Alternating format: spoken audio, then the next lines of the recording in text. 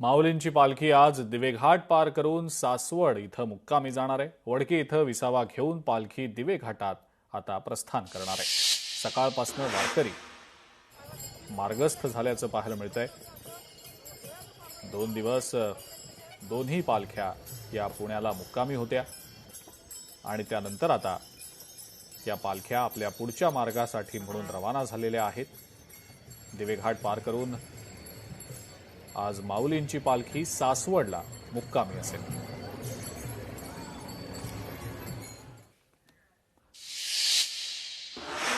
लाखोंचा जनसमुदाय माऊलींच्या पालखी सोहळ्यामध्ये सहभागी झालेला आहे। प्रत्येकाच्या मुखात माऊली आणि संत तुकाराम महाराजांचं नाव आहे। हा सगळा प्रवास लाखो वैष्णव करतायत। विसावा झाल्यानंतर खडतर असा दिवेघाट सर करून ही पालखी सासवडच्या मार्गाने पुढे चालत राहील।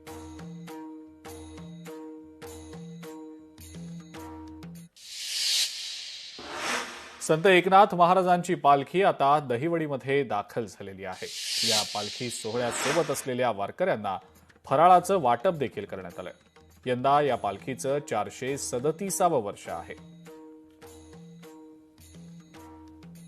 बंधुतुल्याचा समतोल म्हणजेच हिंदू मुस्लिम आज या ठिकाणी समीर बागवान आणि जमीर बागवान दरवर्षी पैठण ते पंढरपूरला जे जाणारी दिंडी आहे, या सोहळ्यामध्ये जे हजारो भाविक फक्त पंढरपूरला जात आहेत त्यांच्या सेवेसाठी दरवर्षी जे मुस्लिम बांधव या ठिकाणी साबुदाणा, खिचडी, केळी अनेक प्रकारच्या गोष्टी वाटप करताना आपण दरवर्षी बघत आहेत।